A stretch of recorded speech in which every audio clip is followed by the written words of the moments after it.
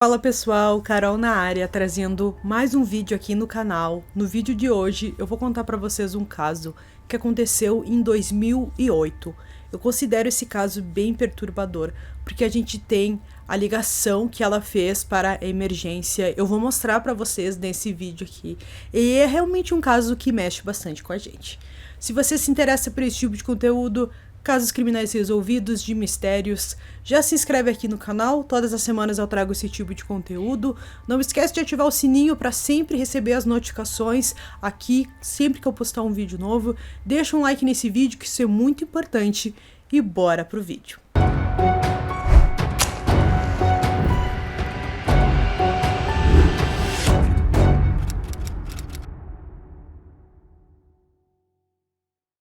Denise Amber Goff nasceu no dia 6 de agosto de 1986, em Englewood, na Flórida. Seu pai, chamado Rick Goff, era sargento do condado de Charlotte, localizado na Flórida, e sua mãe se chamava Sue.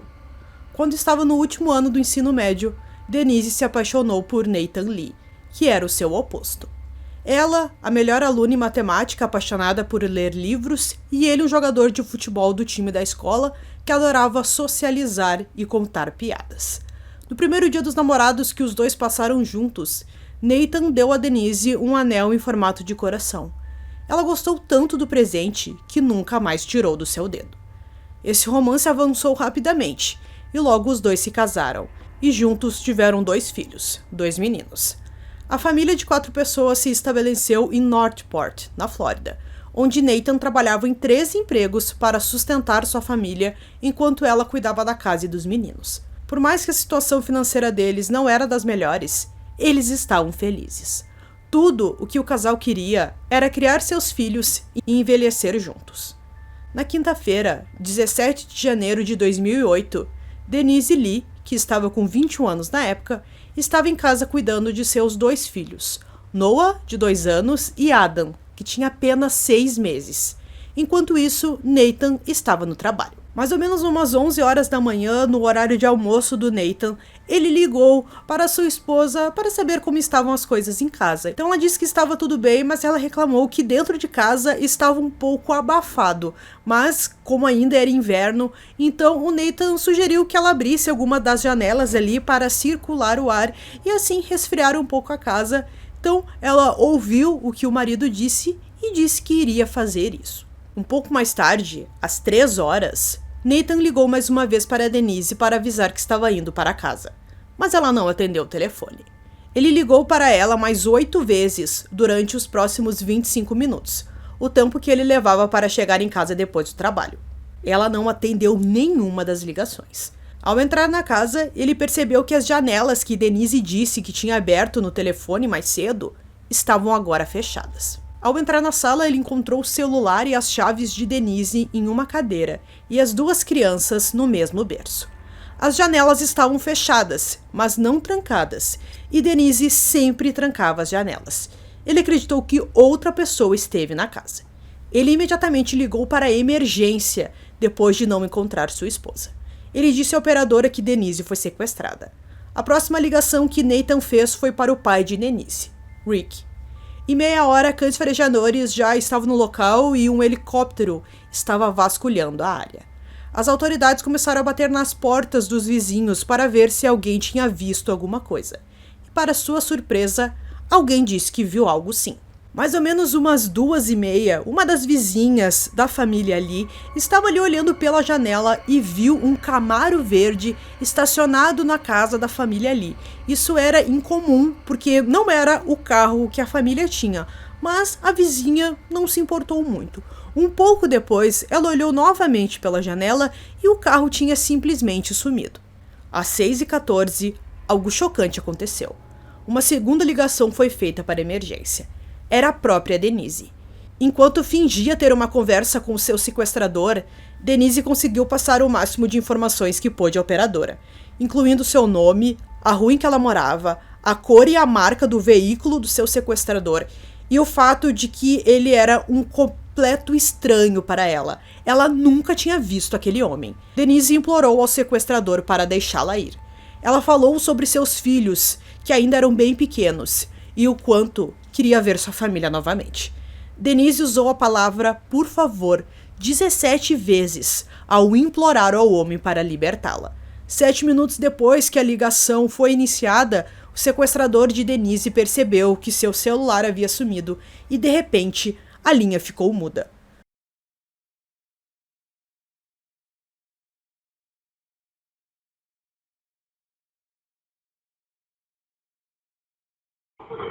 Hello? What's up? I'm sorry, I just want to see my family. Hello?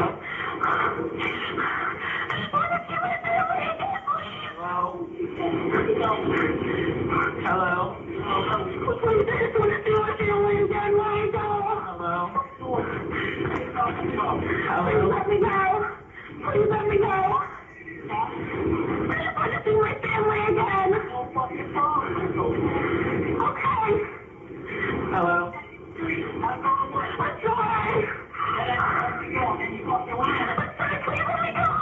I'm sorry. Hello? I'm sorry, please let me go. What are you doing? I didn't want to do that. Please let me go. Hello? Please let me go, God, please. A polícia não conseguiu rastrear o celular que foi feita a ligação, mas eles descobriram quem era o seu dono, Michael Lee King. Michael Lee King era um desempregado de 36 anos que também morava em Northport, não muito longe de Denise e Nathan. Ele tinha se divorciado recentemente e tinha um filho de 12 anos. Depois de sequestrar Denise de dentro de sua própria casa, em plena luz do dia, ele a amarrou e a colocou em seu veículo e a levou até a sua casa, onde ela continuou amarrada com uma fita e foi abusada. Depois, ele foi para a casa de seu primo chamado Harold e pediu emprestado uma pá, uma lata de gasolina e uma lanterna. Denise, que estava amarrada no banco de trás e caída no chão, conseguiu se libertar e pulou do carro. Ela gritou freneticamente para Harold chamar a polícia. Harold ficou um pouco sem entender e lhe perguntou ao Michael o que estava acontecendo, mas ele disse-lhe para não se meter com isso. Ele forçou Denise a voltar para seu veículo e fugiu. Durante a luta, ela conseguiu pegar o celular de Michael e fez aquela chamada para a emergência. Depois que o Harold viu isso, ele voltou para dentro e contou para sua filha de 17 anos o que ele tinha acabado de ver. Então ela falou que com certeza eles precisavam ligar para a polícia e contar o que eles tinham visto. Então a garota logo pegou o telefone e ligou pela emergência. Essa foi a terceira chamada para a emergência envolvendo o caso de Denise. Ela contou para a polícia que o primo de seu pai havia sequestrado uma mulher e passou seu endereço. 7 minutos depois, uma quarta ligação foi feita para a emergência. Era uma mulher chamada Jenny Kowalski. Jenny disse à operadora que um homem em um Camaro parou ao lado dela na rua. Ele estava usando uma mão para empurrar algo no banco de trás, enquanto usava a outra para dirigir. Jane disse que podia ouvir o que parecia ser uma criança gritando dentro do veículo e uma mão batendo na janela traseira do carro. Ela acreditava estar testemunhando o sequestro de uma criança. Enquanto ela tentava obter a placa dele, Michael fez uma curva à esquerda e acelerou em direção a Northport.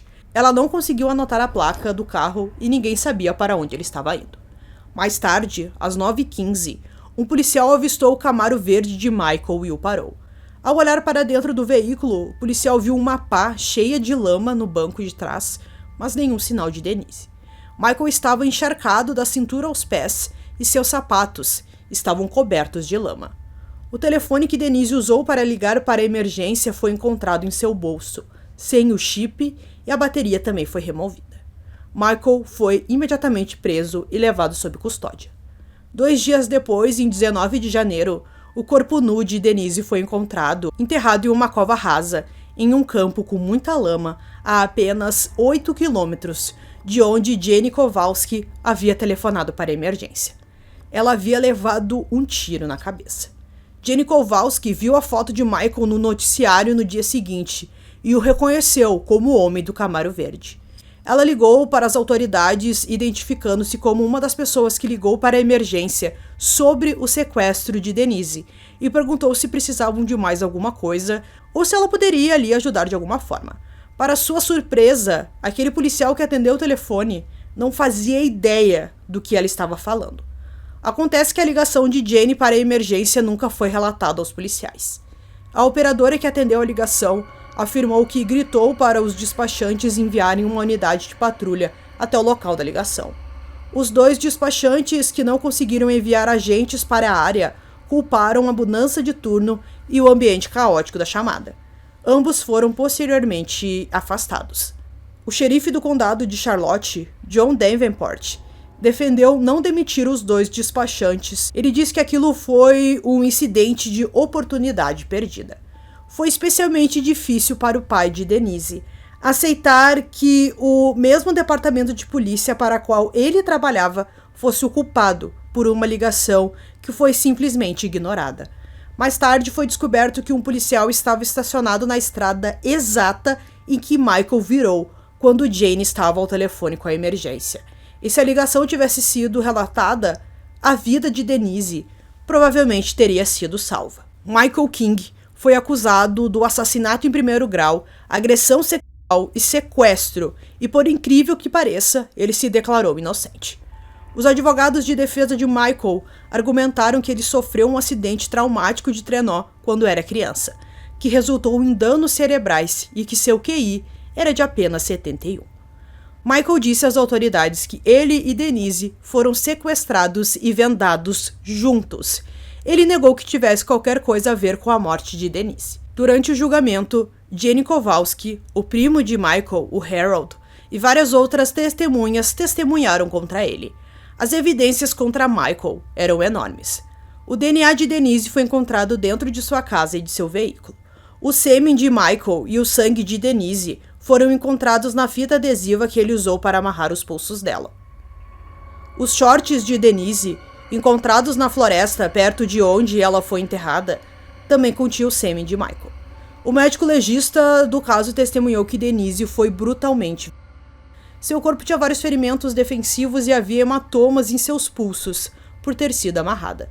Sangue foi encontrado nos pulmões de Denise, significando que ela ainda respirava depois de levar o tiro.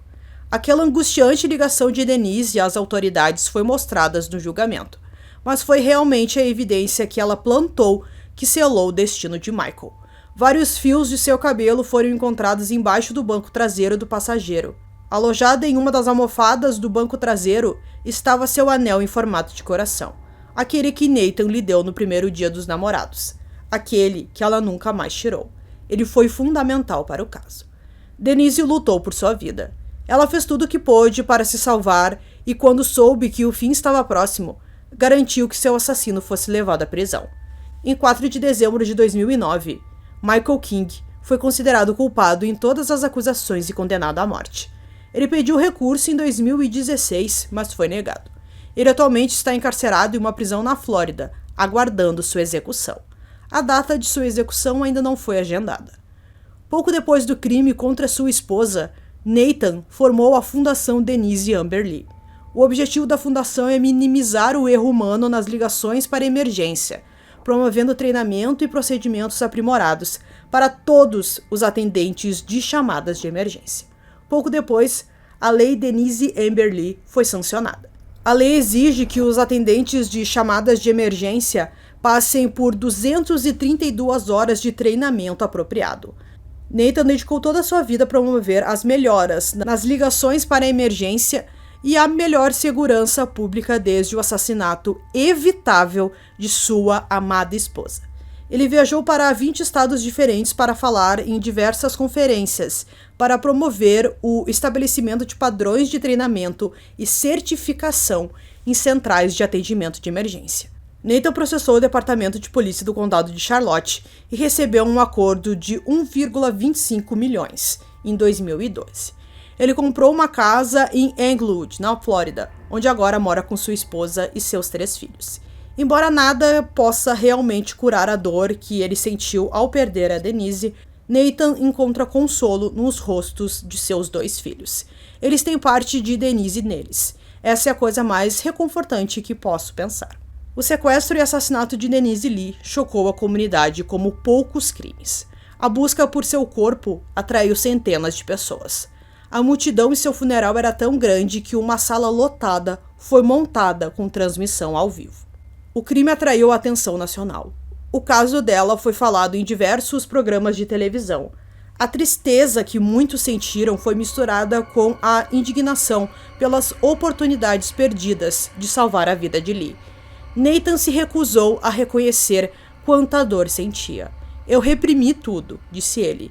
Minha maneira de lidar com isso foi simplesmente não me permitir pensar sobre, limpando minha mente disso. Há alguns anos, no primeiro dia de aula do meu filho mais velho, ele percebeu o quanto ele ainda estava arrasado. Fiquei tão bravo que Denise não estava lá para ver, disse ele. Então, pessoal, concluindo esse caso aqui para vocês, não deixa de ser um caso muito revoltante, porque a polícia ali teve algumas oportunidades de conseguir salvá-la e mesmo assim eles não conseguiram fazer isso. A ligação dela também para a emergência é muito perturbadora, é chocante mesmo. E é um caso muito triste. Ela deixou seus 2 filhos e seu marido, os meninos eram tão pequenos. É realmente aquele tipo de caso que deixa a gente muito chocado e triste ao mesmo tempo. Então eu espero que vocês tenham gostado desse vídeo. Esse foi mais um vídeo aqui no canal Durmam Bem. E até o próximo.